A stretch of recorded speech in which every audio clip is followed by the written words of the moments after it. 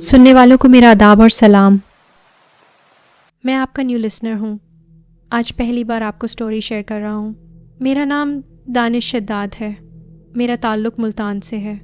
میرا واقعہ شاید چھوٹا ہو مگر بہت زیادہ خوفناک ہے۔ یہ واقعہ ہمارے ساتھ 2015 میں ہوا تھا۔ میں میریڈ ہوں اور میری شادی کو اس وقت 30 سال ہو چکے تھے۔ میرا ایک ہی بیٹا ہے جو شادی کے 15 سال بعد پیدا ہوا تھا اور 2015 میں وہ 14-15 سال کا تھا۔ ہمارا گھر گلگشت کالونی میں تھا۔ گھر میں صرف 3 ہی لوگ تھے، ہم 2 میاں بیوی اور بلال شداد میرا بیٹا۔ ہمارا گھر سنگل سٹوری تھا، اوپر ایک سٹور تھا۔ میرا بیٹا بلال اسکول جایا کرتا تھا۔ ایک دن اسکول سے گھر آیا اور اپنی ماں سے کہنے لگا، ماما میرا ایک دوست بنا ہے اسکول میں، اس کا نام زورش خان ہے۔ بچے اکثر گھر آ کر اپنے ماں باپ سے باتیں شیئر کرتے ہیں۔ بلال تو اکلوتا تھا، ہر بات ہم سے، اسپیشلی اپنی ماں سے شیئر کرتا تھا۔ اس کی ماں نے کہا کہ یہ کیسا نام ہے؟ زورش، بڑا عجیب سا ہے۔ بلال بولا، ماما وہ دوست میرا سب سے اچھا ہے، کچھ ہی دنوں میں وہ میرا بیسٹ فرینڈ بن گیا ہے۔ یہاں سے اب واقعات ہونا شروع ہو گئے۔ ایک رات ہم اسی گلگشت کے اندر ہی 10 منٹس کے واکنگ ڈسٹنس پر اپنے کسی عزیز کی شادی کے فنکشن پر گئے۔ بلال کو بہت کہا کہ پاس ہی تو ہے، تم بھی چلو، 2 منٹ کی ڈرائیو ہے، ہم نے کون سا دور جانا ہے۔ اس نے کہا نہیں آپ جائیے، میرا صبح پیپر ہے، مجھے تیاری کرنی ہے۔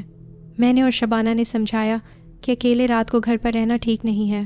اس نے ضد کی، نہ مانا، ہم نے بھی انسسٹ نہیں کیا، اکلوتا ہے اور صبح اس کا اسکول میں پیپر ہے اور ہم کون سا دور جا رہے ہیں۔ ہم 8 بجے فنکشن پر نکل گئے۔ ہم نے اس کو وہاں فنکشن سے کال کی، پہلے تو فون نہ اٹھائے، پھر کوئی 24-25 بیل پر اس نے جا کر فون اٹھایا اور کہنے لگا، ماما میں ٹھیک ہوں، آپ پریشان نہ ہوں۔ وہ جب بات کر رہا تھا تو کسی کے ہنسنے کی آواز آئی۔ ہم نے پوچھا تو اس نے کہا زورش آیا ہے۔ ہمیں بہت حیرانی ہوئی۔ رات کے 10 بجے اس کا دوست اس کے گھر کیا کر رہا تھا؟ اس کا بھی تو پیپر ہوگا صبح۔ ہم 11 بجے گھر آئے، انٹر ہوئے تو بلال سو رہا تھا اور پورا گھر بکھرا ہوا۔ وہ ایسے بکھرا تھا، گھر تو صاف تھا مگر گھر کے ہر کونے اور ہر جگہ کچے گوشت کے ٹکڑے پڑے ہوئے تھے۔ یہ ہمارے فریزر میں پڑا گوشت تھا۔ بلال سو چکا تھا۔ میں اور میری وائف نے مل کر گھر صاف کیا۔ ہم بھی تھک چکے تھے، سو گئے۔ صبح ہوئی، بلال سے پوچھا گوشت والی حرکت کس کی تھی؟ تو ہمارے بیٹے نے بہت عجیب جواب دیا، ماما یہ آپ کی فریج میں پڑا گوشت نہیں ہے، یہ تو زورش اپنے ساتھ لایا تھا۔ اس نے کہا مجھے بھوک لگ رہی ہے، میری ماں کام پر گئی ہے، یہ تو وہ کچن میں بنا رہا تھا۔ اس کے بعد میں کچن میں نہیں گیا اور اس نے کچن میں سانگز لگائے ہوئے تھے۔ بلال نے آگے بتایا، ماما وہ عجیب سے گانے سنتا ہے، کوئی عجیب سا میوزک ہوتا ہے جو مجھے سمجھ نہیں آتا۔ میرے بیٹے کے گلے پر ایک کٹ کا نشان ملا، جیسے کسی کے ناخن لگا ہو۔ اس کا پوچھا تو وہی اس کا جواب مجھے نہیں پتا۔ یہ کہہ کر وہ اسکول چلا گیا۔ اسکول سے آیا، وہی اس کی روٹین، مگر اب واپس گھر آنے پر اس کی گردن پر کوئی نشان نہیں تھا۔ صبح 7 بجے ایسے تیز نشان تھا کہ میری وائف نے اس کو پولی فیکس کریم بھی اس جگہ لگائی تھی۔ صرف میری بیوی دیکھتی تو شاید میں اس کو وہم سمجھتا، مگر یہ تو میں نے بھی دیکھا تھا۔ ہم نے اس پر 4 کل پڑھے، حصار کیا اور پھر 4 دن کچھ نہیں ہوا۔ پھر اس کے بعد یہ ہوا کہ ہم تینوں سو رہے ہیں۔ میرا اور میری وائف کا کمرہ تو آبویسلی ایک ہی ہے۔ بالکل ساتھ والا کمرہ بلال کا تھا۔ 2 بیڈ رومز کا تو گھر تھا۔ رات کے کوئی 2 سے 3 کے درمیان ہمیں آواز آئی جیسے کوئی کمرے کی کھڑکی کھول رہا ہے۔ کھڑکی کھلنے کی آواز کانسٹنٹلی آ رہی تھی، اس پر کوئی ناکنگ کر رہا تھا۔ میں یہ بتا دوں کہ ہم دونوں کے کمرے ساتھ ساتھ ہیں اور دونوں کمروں میں ایک جیسی کھڑکیاں ہیں اور ان کے باہر ہمارا اوپن گیراج ہے جس کی ایک طرف چھوٹا سا باغیچہ ہے، سامنے مین گیٹ۔ مطلب اگر کوئی بھی آتا ہے تو ہم پردہ ہٹا کر کھڑکی سے بڑی آسانی سے دیکھ سکتے تھے۔ ہمیں اندازہ ہی نہیں تھا کہ کوئی باہر بھی ہو سکتا ہے۔ کوئی 10 منٹ بعد میری وائف اٹھی، ساتھ بلال کے روم میں گئی تو بلال اپنی کھڑکی سے دیکھ رہا ہے اور باہر کھڑکی کی طرف منہ کر کے ہلکی آواز میں باتیں کر رہا ہے۔ میری وائف نے بلال کو آواز دی کہ کس سے باتیں کر رہے ہو؟ تو کھڑکی کے 2 اوپن ڈورز ہوتے ہیں، ایک جالی کا اور دوسرا شیشے کا ڈور۔ شیشے والا کھڑکی کا دروازہ کھلا تھا، جالی والا تو سیل ہوتا ہے۔ اس جالی سے ایک پیل فگر نظر آیا، صرف اس کا منہ تھا۔ یہ دیکھنا تھا کہ میری وائف نے چیخ ماری اور میں بھاگ کر آیا۔ میری وائف نے بتایا کہ یہاں مجھے کھڑکی کے پیچھے باہر ایک خوفناک چہرہ نظر آیا ہے جس کی آنکھیں پوری کالی تھیں اور وہ صرف چہرہ تھا جو ہوا میں اڑ رہا تھا۔ تو میرا بیٹا کمرے میں بے ہوش اور اس کے منہ سے جھاگ نکل رہا تھا۔ ایسا زندگی میں کبھی نہیں ہوا تھا۔ ہم ہاسپٹل بھاگے۔ ڈاکٹرز نے کہا کچھ نہیں ہوا، یہ نارمل ہے، بس اس کا بلڈ پریشر لو ہو گیا تھا۔ مگر منہ سے جھاگ کیوں نکل رہا تھا؟ اس کی کوئی سالڈ وجہ نہیں ملی۔ بلال کو گھر لائے، اس سے پوچھا وہ کیا تھا ونڈو پر؟ تم کس سے باتیں کر رہے تھے؟ اس نے بتایا ماما مجھے تو کچھ نہیں پتا کہ میں بیڈ سے اٹھ کر کب اور کیوں گیا۔ اب ہم اس پر باقاعدگی سے دم کرنے لگے۔ پھر اگلے 3 روز کچھ نہیں ہوا۔ بلال نے اسکول سے آ کر سارا دن اپنے اسی دوست کی باتیں کرنا شروع کر دیں۔ کبھی وہ کہتا ماما وہ 1 سیکنڈ میں درخت پر چڑھ جاتا ہے۔ کبھی کہتا ماما میری ٹیچر جب بھی مجھے ڈانٹتی ہے تو اسکول بند ہونے کے بعد یہ اس ٹیچر کو جا کر ڈراتا ہے۔ مس سلمہ ڈر جاتی ہے۔ کلاس میں صرف مجھ سے زورش کی دوستی ہے۔ اتنا اس کا ذکر کرتا، اتنی اس کی باتیں کرتا کہ ہمیں اریٹیشن شروع ہو گئی تھی۔ پھر 20 دن یہ سلسلہ چلتا رہا۔ اس کے بعد ایک دن اسکول کے ٹرپ کا پلان بنا مری جانے کا، جس کی اجازت ہم نے بلال کو بالکل بھی نہیں دی تھی۔ بلال نے اتنی ضد لگا لی کہ مجھے جانا ہے ماما، 2 دن کی ہی تو بات ہے، ملتان سے مری اتنا لمبا راستہ۔ ان 20 دنوں میں بلال کا مزاج بہت تیزی سے بدلتا گیا۔ وہ بہت ضدی ہو گیا تھا۔ ہم نے اجازت نہیں دی۔ پھر جس دن جانا تھا اس سے 1 رات پہلے 11 بجے ہمارے گھر کی بیل ہوئی۔ میں نے دروازہ کھولا تو بلال کے اسکول کے پرنسپل تھے۔ انہوں نے اپنی پوری ذمہ داری لیتے ہوئے بلال کو لے جانے کی اجازت مانگی۔ وہ اس قدر جھکے ہوئے تھے، صرف ایک ہی بات کہتے جا رہے تھے، میں یہاں سے نہیں جاؤں گا جب تک آپ بلال کو اجازت نہیں دے دیتے۔ کچھ پل کے لیے تو یقین ہی نہیں آیا کہ کوئی پرنسپل کبھی ایسے کسی کے گھر نہیں جاتے۔ پیرنٹس کی مرضی ہوتی ہے وہ بھیجیں یا نہ بھیجیں اپنے بچوں کو۔ بلال روتا جائے۔ نہ چاہتے ہوئے بھی ہم نے اس کو اجازت دے دی اور وہ صبح 7 بجے اسکول چلا گیا۔ اب ہم اس سے موبائل پر رابطہ کریں تو اس کا فون آف جائے۔ پرنسپل کو کال کی تو انہوں نے کال اٹھائی اور کہا بلال میرے ساتھ ہے، آپ پریشان نہ ہوں۔ ہم بھی سیٹسفائیڈ ہو گئے۔ اب ہر 2 گھنٹے بعد ہم کال کرتے جائیں۔ بلال سے بات نہ ہوئی، اور جب بھی اسکول کے پرنسپل کو کال کرتے تو وہ ایک ہی جواب دیتے جیسے کسی طوطے کو رٹایا ہو۔ سارا دن گزر گیا۔ اگلے دن بلال کو شام 5 بجے تک آنا تھا، وہ نہیں آیا۔ شام کے 6 بج گئے، 7 بج گئے، 8 بھی ہو گئے۔ ہم اسکول بھاگے۔ اب پرنسپل کا نمبر بھی بن جائے۔ اسکول گئے تو ایڈمن کے 2 لوگ اسکول میں بیٹھے ہوئے تھے۔ انہوں نے کہا ٹرپ کی واپسی تو دوپہر 3 بجے تک ہو گئی تھی، سب اپنے اپنے گھر جا چکے ہیں، مگر آپ کیوں پوچھ رہے ہیں جبکہ آپ کا بیٹا بلال تو گیا ہی نہیں تھا۔ یہ جب ہم نے سنا تو ہمارے تو جیسے دل بند۔ ہم نے کہا یہ کیا بکواس ہے، کہاں ہے ہمارا بیٹا؟ پرنسپل کہاں ہے؟ بلاؤ اس کو۔ پرنسپل آئے، ساری بات بتائی۔ اس نے کہا کہ ہمارے اسکول کے رولز میں یہ شامل نہیں کہ اگر پیرنٹس الاؤ نہیں کرتے تو ہم ان کو جا کر فورس کریں۔ ہماری حالت بہت بری ہو گئی تھی۔ سارے اسکول کی تلاشی لی گئی، بلال کہیں نہیں ملا۔ مسجد میں اعلان کروایا، پولیس میں رپورٹ کی۔ پھر اسی رات کو 10 بجے قبرستان کے باہر بلال بے ہوش پڑا ہوا ملا۔ اس کو ہاسپٹل لے کر گئے، پرنسپل بھی تھے وہاں۔ اگلے دن وہ ٹیچر بھی آئی جس کا نام سلمہ تھا، زورش، جس کو ڈرایا کرتا تھا۔ اس نے بتایا کہ آپ کا بیٹا پچھلے 1 مہینے سے مینٹلی ڈسٹرب ہے، کلاس میں سب سے پیچھے بیٹھتا ہے، کسی کو اپنے ساتھ نہیں بیٹھنے دیتا۔ ہم نے اس کو بہت بار آپ کو اسکول آنے کا کہا، ہماری آپ سے بات جب بھی ہوئی آپ نے اچھا کہہ کر فون رکھ دیا۔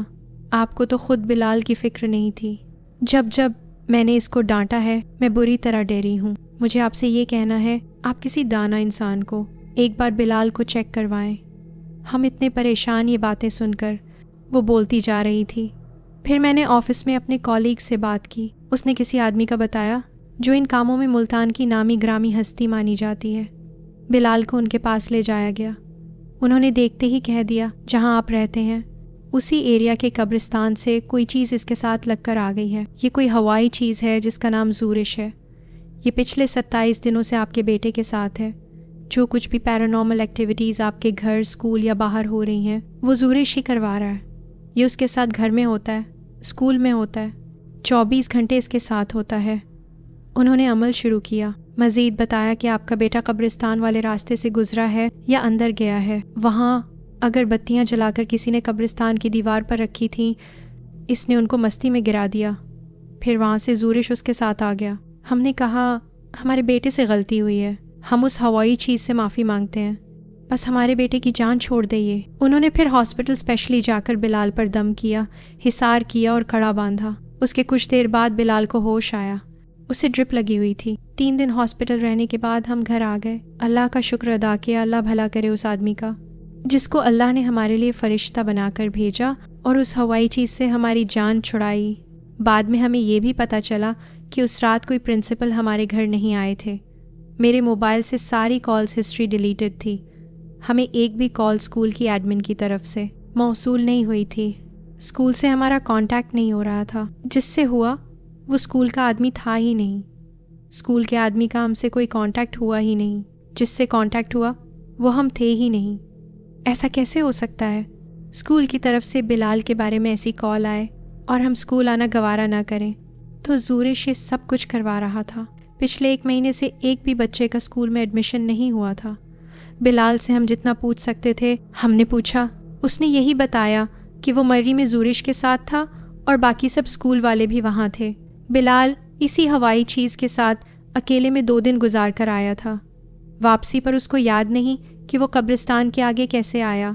हमने मज़ीद बिलाल से कुछ नहीं पूछा कि उसकी मेमोरी में ये बातें ना सेव हो जाएं। हम चाहते थे कि वो सब भूल जाए। हम फिर गुलगाश्त कॉलोनी से भी निकल गए। हमने वो घर सेल कर दिया।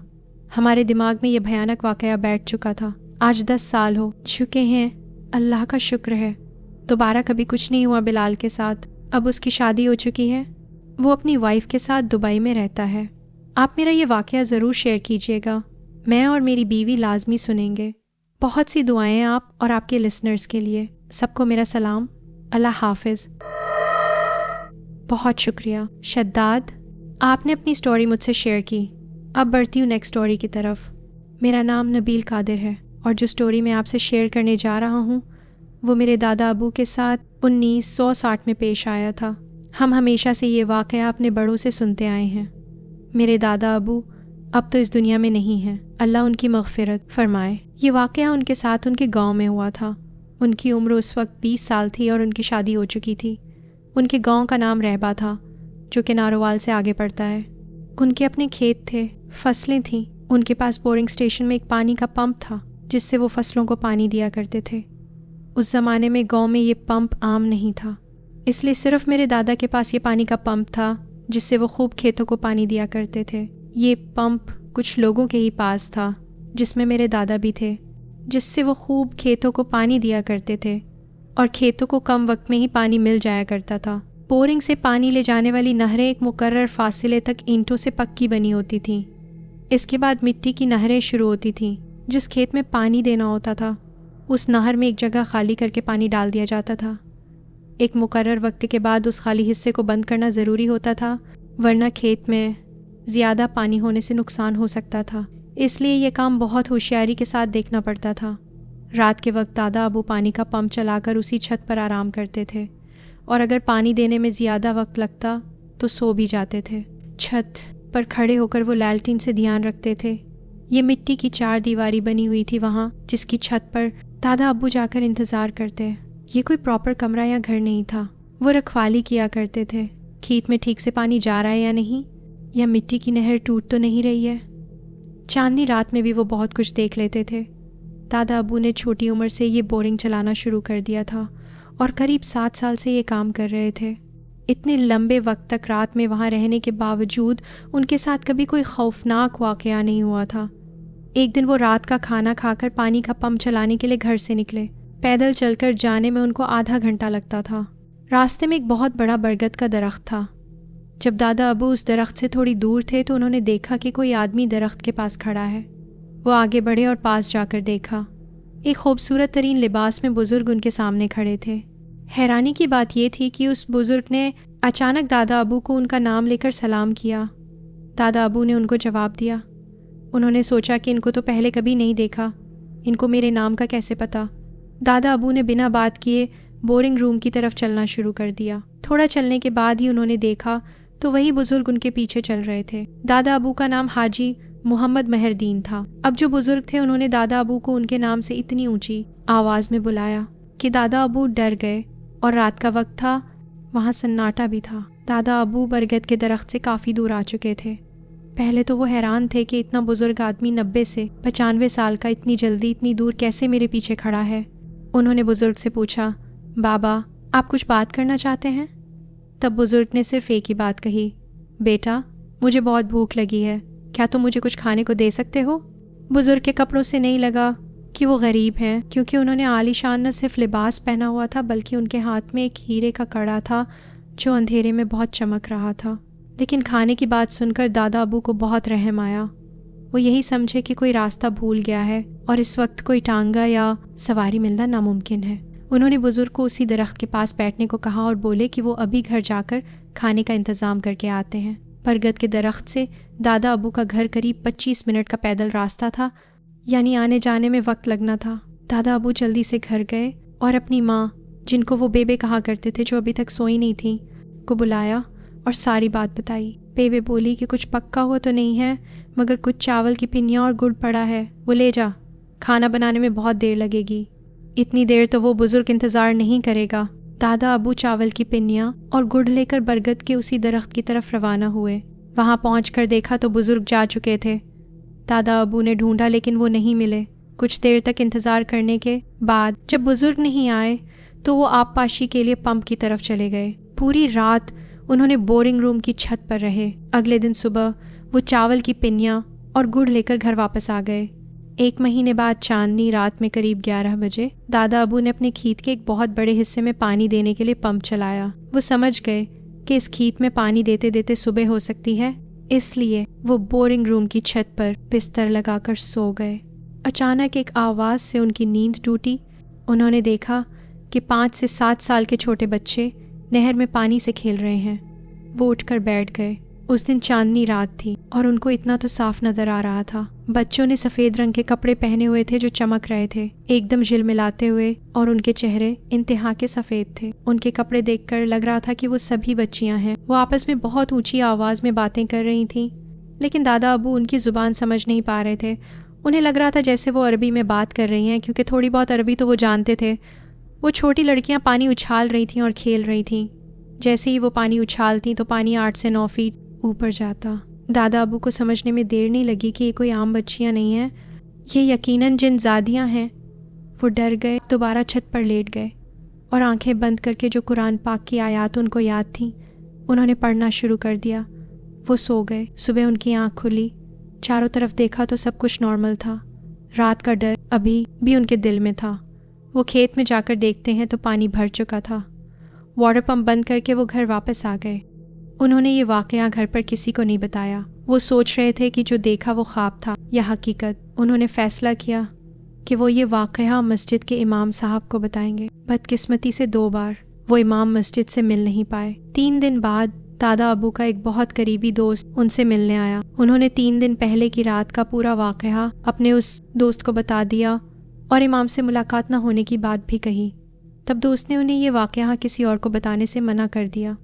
دوست نے بتایا کہ ان کے سسرال میں ان کے دادا سسرا بہت بڑے مولوی ہیں، وہ 2 دن بعد وہاں جائیں گے اور مولوی کو واقعہ بتا کر ان سے معلومات لے کر پھر دادا ابو کو بتائیں گے۔ لیکن ان کے دوست نے ان سے کہہ دیا کہ وہ یہ واقعہ کسی اور کو نہ بتائے۔ دادا ابو کے اس دوست کو پتا تھا کہ دادا سسر مولوی کالا جادو کرتے تھے، لیکن دوست کا ارادہ برا نہیں تھا۔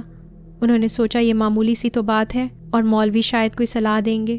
پھر کیا تھا، دادا ابو کے دوست نے جا کر مولوی کو ساری بات بتا دی۔ بات سنتے ہی مولوی نے کہا، میں آج ہی مہردین سے ملوں گا، کیونکہ اس کی جان کو خطرہ ہے، اس کی جان جا سکتی ہے۔ خطرے کی بات سن کر دادا ابو کا دوست گھبرا گیا۔ مولوی نے ان سے کہا، تم ابھی جاؤ اور اس کو خبر دو، میں آج رات اس سے وہی بورنگ پمپ کے کمرے میں ملوں گا، لیکن میں نے جو تمہیں بتایا کہ اس کے سامنے خطرہ ہے، یہ بات تم اپنے دوست کو مت بتانا، ورنہ وہ ڈر سکتا ہے اور ملنے نہیں آئے گا۔ دادا ابو کا دوست جلدی سے واپس آیا اور ان کو بتایا کہ آج رات ہی مولوی تم سے اسی جگہ بورنگ پمپ کے کمرے میں ملے گا۔ یہ سن کر دادا ابو بھی کافی حیران ہوئے، اتنا بڑا مولوی خود آ کر وہ بھی رات کے وقت ان سے ملیں گے۔ مولوی کالا جادو کرتا تھا، یہ دادا ابو کو بھی پتا تھا۔ انہیں شک ہوا، لیکن وہ نارمل مولوی کا انتظار کرنے لگے۔ رات سے صبح ہو گئی، لیکن مولوی نہیں آیا۔ اس طرح قریب 1 مہینہ گزر گیا۔ 1 مہینے بعد ایک رات دادا ابو روز کی طرح کھانا کھا کر اسی پمپ کے لیے گھر سے نکلے، اسی اپنی جگہ گئے۔ انہوں نے کھیت میں پانی دینے کے لیے نہر کاٹ کر پمپ چلایا اور بورنگ روم کی چھت پر لیٹ کر سو گئے۔ اچانک آدھی رات کو دادا ابو کی نیند پھر ایک آواز سے ٹوٹی۔ وہ نیند سے اٹھ گئے اور چھت پر کھڑے ہو گئے۔ وہ جگہ کچھ چمک رہی تھی، اس لیے وہ صاف صاف دیکھ پائے۔ انہوں نے دیکھا وہی مولوی کھڑا ہے اور ان کے بہت قریب تقریباً 5 فٹ دوری پر وہیں 7 چھوٹی بچیاں کھڑی ہیں، سب مل کر مولوی کو کچھ کہہ رہی ہیں۔ یہ دیکھ کر دادا ابو بہت ڈر گئے اور تقریباً 10 فٹ اونچی بورنگ روم کی چھت سے نیچے کود گئے۔ کودنے کے ساتھ ہی ایک آواز ہوئی۔ آواز کے شور سے اب مولوی اور بچیاں دادا ابو کی طرف دیکھنے لگے۔ کودنے سے ان کے پاؤں میں چوٹ لگی، اس لیے وہ وہیں کھڑے ہو گئے۔ اب وہ مولوی بہت اونچا بولا، محردین تو جہاں ہے وہیں کھڑا رہ، 1 انچ بھی ہلنا مت۔ انہوں نے ان بچیوں کو ایک گول دائرہ کے اندر قید کر رکھا تھا اور مولوی خود بھی دوسرے دائرہ کے اندر کھڑا تھا۔ یہ گول دائرے بالوں سے بنائے گئے تھے۔ بالوں کی چھوٹی ایک دوسرے سے باندھ کر گنٹھ دے کر ایک بہت بڑی لمبی رسی جیسے بنا کر اسے گول دائرے میں زمین پر بچھایا گیا تھا۔ اسی سرکل میں وہی 7 بچیاں کھڑی تھیں۔ بچیاں خوب رو رہی تھیں۔ مولوی اپنی زبان میں بات کر رہا تھا، لیکن بچیاں کیا کہہ رہی ہیں یہ دادا ابو کو کچھ سمجھ نہیں آ رہی تھی۔ مولوی بار بار کہہ رہا تھا، تم سب اپنے سر کا 1 بال دے دو تو میں تمہیں چھوڑ دوں گا، لیکن بچیاں صرف رو رہی تھیں۔ وہ اس دائرے سے باہر نہیں نکل پا رہی تھیں۔ دادا ابو سمجھ رہے تھے کہ مولوی کوئی شیطانی کام کر رہا ہے۔ وہ بہت تڑپتی تھیں۔ یہ سب دادا ابو اپنی آنکھوں سے اس رات دیکھ رہے تھے۔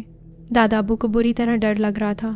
ان کو بس اتنا پتا تھا کہ جن زادیوں اور میں دونوں بچ جائیں گے یقیناً، اگر وہ قرآن کی تلاوت شروع کر دیتے ہیں۔ دادا ابو نے بلند آواز میں قرآن پڑھنا شروع کر دیا۔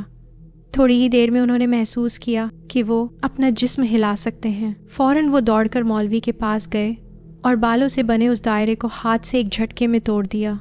دائرے کھلتے ہی 7 چھوٹی بچیاں پلک جھپکتے ہی اسی کچی مٹی کے کمرے کی طرف دوڑ گئیں، اس کے اندر جا کر غائب ہی ہو گئیں۔ وہ نظروں سے غائب نہیں ہوئی تھیں، انہوں نے اپنے آپ کو اس کچے کمرے میں جا کر غائب کر لیا تھا۔ یہ دیکھ کر مولوی بہت غصے میں دادا ابو سے کہا، تو نے کیا کیا؟ میری ساری زندگی کی محنت برباد کر دی۔ یہ جن زادیاں تھیں، جنات کی اولادیں، انہیں میں نے بڑی مشکل سے روکا تھا۔ اس نے کہا کہ ایسی قسمت زندگی میں بہت کم ملتی ہے۔ انہوں نے ان جنات کے بچوں کو پکڑ لیا تھا۔ اگر وہ اپنی مرضی سے ان کے سر کا 1 بال لے لیتے تو انہیں زندگی بھر کے لیے اپنے قابو میں کر کے جو چاہیں کر سکتے تھے اور ناممکن کام بھی کر سکتے تھے۔ وہ بال کھینچتے لیکن اس سے کوئی فائدہ نہیں ہوتا۔ بال جن زادیوں کو اپنی مرضی سے دینا تھا۔ انہوں نے بتایا کہ وہ بس صحیح وقت کا انتظار کر رہے تھے اور تھوڑی دیر میں ہی فجر کی اذان ہو جاتی، لیکن دادا ابو نے وہ موقعہ ختم کر دیا۔ اس مولوی نے تب اپنے ہاتھ میں موجود ایک مالا جس میں کانچ جیسا چمکدار پتھر تھا، اسے دادا ابو کے ماتھے پر رکھا۔ ایسا کرتے ہی دادا ابو بے ہوش ہو گئے۔ جب ان کو ہوش آیا تو انہوں نے دیکھا کہ وہ گھر پر اپنے بستر پر لیٹے ہیں، لیکن وہ کچھ بول نہیں پا رہے تھے، کوئی آواز بھی نہیں نکل پا رہی تھی، ہاتھ پیر کچھ بھی ہلا نہیں پا رہے تھے۔ ان کا پورا جسم پیرالائزڈ ہو چکا تھا۔ اصل میں دادا ابو اس پمپ کی جگہ پر بے ہوش پڑے تھے۔ ان کے گھر آنے میں دیر دیکھ کر گھر والے وہاں گئے اور انہیں اسی حال میں اٹھا کر گھر لے آئے۔ ہوش آنے کے بعد سے ہی ان کی یہ حالت تھی۔ اب فیملی والوں نے انہیں ٹھیک کرنے کے لیے کئی پیر فقیروں کو بلا کر علاج کرایا، لیکن کوئی فائدہ نہیں ہوا۔ یہاں تک کہ جس مولوی نے ان کا یہ حال کیا تھا اسے بھی بلایا۔ وہ بولا، تمہارا بیٹا اب ٹھیک نہیں ہوگا، وہ ایسے ہی رہے گا، ایسے ہی اس کی موت ہوگی، وہ کبھی بات نہیں کر پائے گا۔ دادا ابو کی فیملی یا رشتہ داروں یا گاؤں والوں کو کچھ پتہ نہیں تھا کہ اصل میں کیا ہوا تھا اور دادا ابو کی یہ حالت کس نے کی۔ انہوں نے بس اتنا سوچا کہ 10 فٹ اوپر سے کودنے کی وجہ سے شاید انہیں پاؤں اور سر میں چوٹ لگی ہوگی، جس سے جسم کو فالج ہو گیا ہے۔ دادا ابو کا وہ دوست بھی اس حادثے کو عام ہی مان رہا تھا۔ کئی جگہ علاج کروانے کے باوجود دادا کی حالت میں کوئی بہتری نہیں ہوئی۔ اس طرح قریب 2 مہینے گزر گئے۔ 2 مہینے بعد ایک دن ایک بزرگ آدمی دادا ابو کے گھر آئے اور ان کی ماں سے ایک گلاس پانی منگوایا، پانی دیا۔ پانی پینے کے بعد بزرگ بولے، میں اس سے اکیلے میں بات کرنا چاہتا ہوں۔ بے کو عجیب لگا، لیکن انہوں نے اسے عام سچویشن کی طرح ہی لیا۔ بزرگ دادا ابو کے پاس گئے، ان کی ماں کو دوسرے کمرے میں جانے کا کہا۔ دادا بتاتے ہیں کہ وہ اس بزرگ کو فوراً سے پہلے پہچان گئے۔ یہ تو وہی بزرگ ہیں جن سے ایک رات برگد کے درخت کے نیچے انہوں نے کھانا مانگا تھا۔ بزرگ نے تب دادا سے کہا، بیٹا تم نے صحیح پہچانا، میں اصل میں کوئی انسان نہیں ہوں، میں ایک جن ہوں۔ انہوں نے کہا کہ انہوں نے صرف یہ دیکھنے کے لیے کھانا مانگا تھا کہ دادا کیسے انسان ہیں، کیونکہ دادا ابو جہاں بورنگ پمپ لگاتے ہیں وہ اسی کے آس پاس رہتے ہیں۔ ان کی 7 نواسیاں کبھی کبھی یہاں گھومنے آتی ہیں۔ وہ اس رات پانی دیکھ کر کھیلنے لگیں۔ چونکہ دادا ابو وہاں رات میں رہتے ہیں، اس لیے وہ یہ سمجھنا چاہتے تھے کہ ان کی نواسیوں کو ان کی طرف سے کوئی خطرہ تو نہیں۔ جب دادا رات کے وقت ان کے لیے کھانا لے کر واپس آئے تو بزرگ سمجھ گئے کہ دادا ابو ایک شریف انسان ہیں۔ ان کی نواسیاں آئی تھیں جنہیں انہوں نے پریاں کہا۔ ایک مولوی نے کالے جادو کے لیے ان کو قبضے میں لینا چاہا۔ وہ ہر صورت جن زادیوں کے سر کا بال لینا چاہتا تھا تاکہ انہیں کالے علم کے لیے استعمال کرے۔ انہوں نے یہ بھی بتایا کہ تھوڑی اور دیر ہوتی تو ان سب جن زادیوں کی موت ہو جاتی۔ تم نے ہمت کر کے انہیں آزاد کر دیا تھا، اور جس کے نتیجے میں اس مولوی نے تم پر کالا جادو کر کے تمہیں پوری طرح پیرالائزڈ کر دیا ہے۔ دادا سب سن رہے تھے۔ پھر بزرگ نے کہا کہ وہ یا ان کی فیملی چاہتے تو دادا ابو کو تبھی ٹھیک کر سکتے تھے، لیکن وہ مفید وقت کا انتظار کر رہے تھے۔ کہا جاتا ہے کہ جب کبھی کالا علم کرنے والے اپنے جسم کو صاف کرتے ہیں تو کچھ دیر کے لیے ہی صحیح ان کی شیطانی طاقت تھوڑی کمزور پڑ جاتی ہے۔ یہی وہ لمحہ ہوتا ہے جب ان پر کیا گیا وار کبھی خالی نہیں جاتا، ورنہ یہ جتنی دیر گندگی میں رہتے ہیں اتنی ہی ان کے کالے جادو میں طاقت بھر جاتی ہے۔ بزرگ کے ساتھی جنات نے موقع ملتے ہی اس مولوی کو مار دیا ہے۔ انہوں نے کہا کہ مولوی کے مر جانے سے دادا پر کیا گیا کالا جادو آہستہ آہستہ ختم ہو جائے گا۔ زیادہ سے زیادہ 2 ہفتوں میں دادا ابو بالکل نارمل ہو جائیں گے۔ اس کے بعد بزرگ نے ایک گلاس میں دادا کو پانی پلایا۔ اس کے بعد وہ نارمل انسانی روپ میں ہی گھر سے چلے گئے۔ عجیب بات یہ ہوئی کہ دادا ابو سچ میں 2 ہفتوں کے بعد ٹھیک ہو گئے۔ ٹھیک ہونے کے بعد انہوں نے پوری داستان اپنی فیملی کو بتا دی۔ تب انہوں نے مولوی کے بارے میں پوچھا۔ انہیں خبر ملی کہ جس دن بزرگ دادا سے ملنے آئے تھے وہی دن صبح مولوی پانی میں نہانے گئے اور پانی میں ہی ڈوب کر مر گئے۔ اس طرح دادا ابو کے ساتھ ہوا یہ خوفناک واقعہ سب کے سامنے آیا۔ دادا ابو نے پھر کبھی ان جنات یا جننے کی بچیوں کو نہیں دیکھا۔ بزرگ نے انہیں کہا کہ میرا خاندان، میری نواسیاں، ہر کوئی تمہارا احسان مند ہے۔ ایک بھیانک رات نے کیسے دادا ابو کی زندگی بدل دی تھی۔ اس گاؤں میں کالا جادو کرنے والے کو تو مولوی کہنا ہی نہیں چاہیے، جو دین کا لبادہ اوڑھے کالا جادو اور شیطانی کام کرتا تھا۔ یہ بالکل سچا واقعہ تھا میرے دادا ابو کا۔ آپ کے لسنرز جو بھی یہ واقعہ سنیں گا ان سے ریکویسٹ ہے کہ میرے دادا ابو اور تمام مسلمان مرحومین کے لیے مغفرت کی دعا ضرور کر دیجیے گا۔ آپ کا لسنر نبیل قادر۔ اللہ حافظ۔